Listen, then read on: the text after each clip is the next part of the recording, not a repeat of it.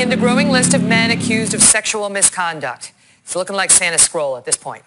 Former Alabama State Judge Roy Moore is staying in this race now for U.S. Senate, despite at least 9 women now accusing him of unwanted advances ranging from inappropriate flirting to outright sexual assault, beginning decades ago, including that of a woman who says she was sexually abused by Moore when he was 32 and she was just 14.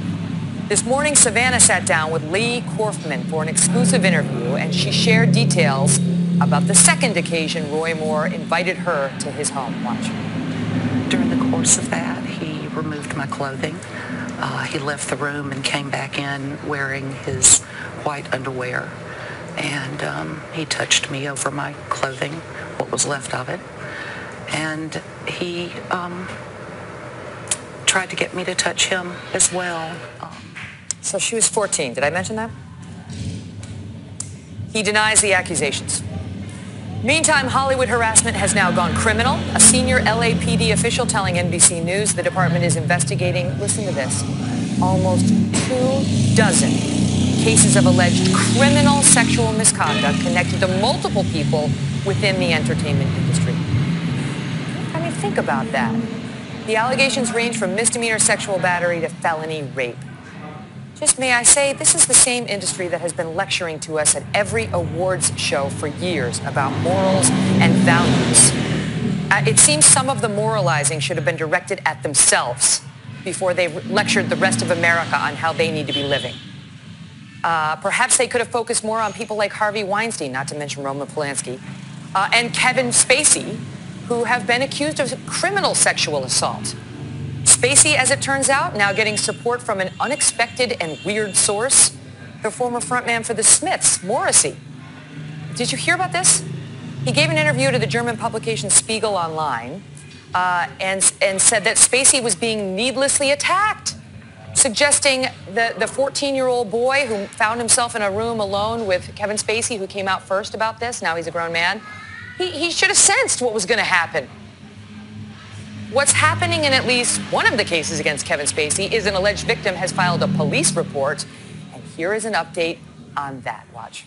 As soon as this is over, Heather Unruh is no stranger to being in front of a camera. Tonight at 7, he's talking about... She was a news anchor at WCVB, a local Boston station, for more than 15 years. And you cannot help but feel very deep compassion. But for nearly 2 weeks, Unruh has found herself answering questions instead of asking them, after accusing Kevin Spacey of sexually assaulting her son. To Kevin Spacey, I want to say this. Shame on you for what you did to my son. The Spacey story first broke in October with accusations from Anthony Rapp that Spacey made an unwanted sexual advance on him when he was 14. Spacey was 26. Unruh especially angry that Spacey chose that moment to come out as gay, seemingly as a defense of his actions. Unruh says in July of 2016, Spacey bought drinks for her then 18-year-old son at the Club Car restaurant in Nantucket. Her son told Spacey he was old enough to drink. She says the two were talking after her son's shift as a busboy ended, but things took a shocking turn. It wasn't until Kevin Spacey put his hand inside his pants that he really knew he was in trouble. He just panicked.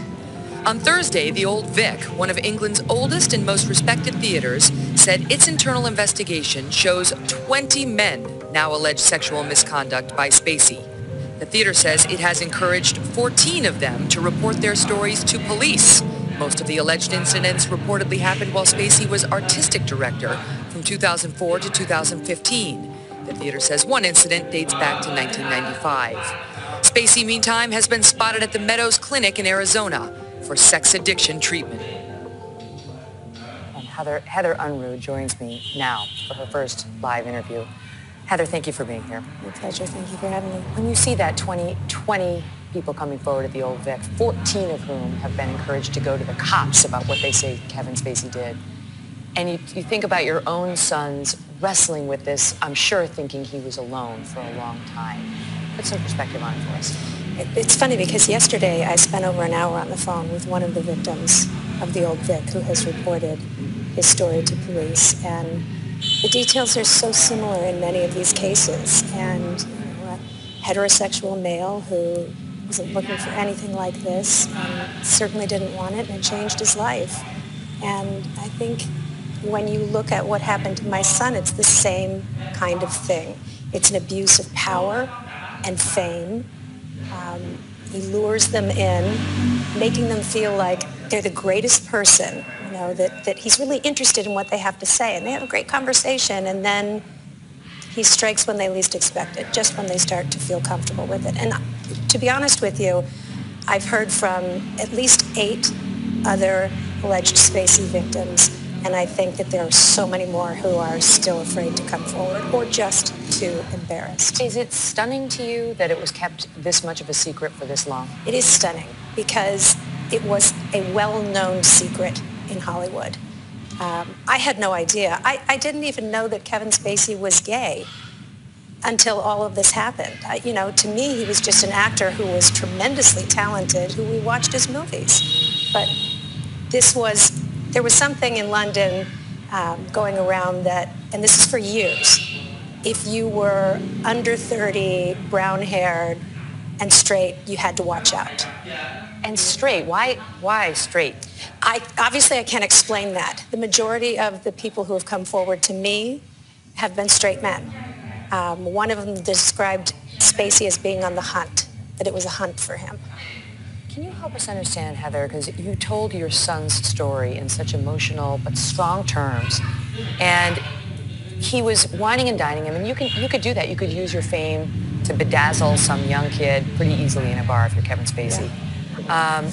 And then, was it just out of the blue? He assaulted him just from one second to the next? He was not expecting it. I mean, this was over the course of, I can't say how many minutes, but they were together for a while. It happened when my son got off of his shift, which was a late night shift, bussing tables in the Club Car restaurant.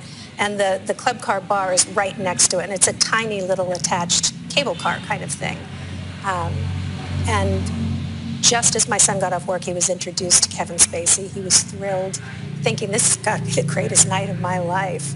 And, they talked for a long time. They sang together at the piano.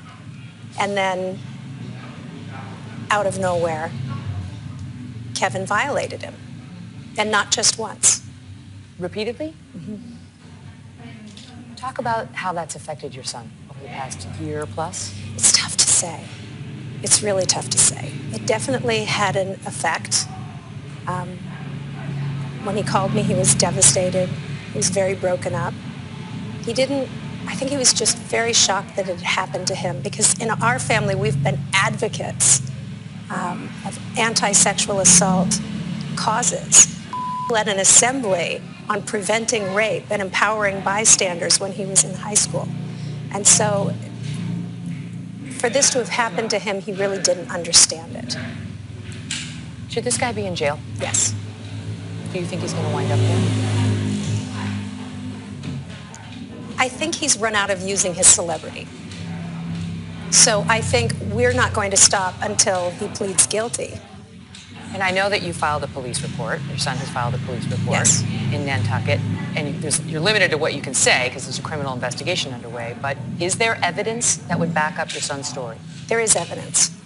I'm not able to, because there's an ongoing criminal investigation, I'm not able to talk about what that evidence is.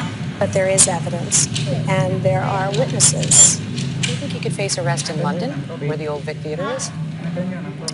I wish I could answer that. I don't know the laws over there, so I don't know. I know that the men I've talked to in London are just as eager to go forward with this. Nobody's looking for a payoff. They want their measure of justice. Last question. I know you've gotten they're getting trolled by some people online. Yeah. There is no limit to the online bullying in 2017 America. There's no limit to it. I mean, it's so disheartening. But it's disgusting. But have you also received support? I mean, on balance, describe whether you think this was worth it so far. I would think it was worth it even if we had been bullied more than we have been. But it's been hard to take. My son doesn't see it much because he's in that university bubble. He's in college. I see it every day. would it deter me from coming forward again with it?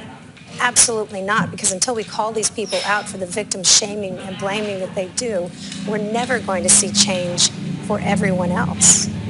I think it was Winston Churchill who said something to the effect of, "You've got enemies, good. It means you stood for something once in your life." So. That's right. And the lion's share has been support. Overwhelmingly, for every one nasty comment we get at least 100. Thank you. Thank you for giving a voice to the voiceless. Thank you for being here today. All the best to you and your family. Heather, Unruh.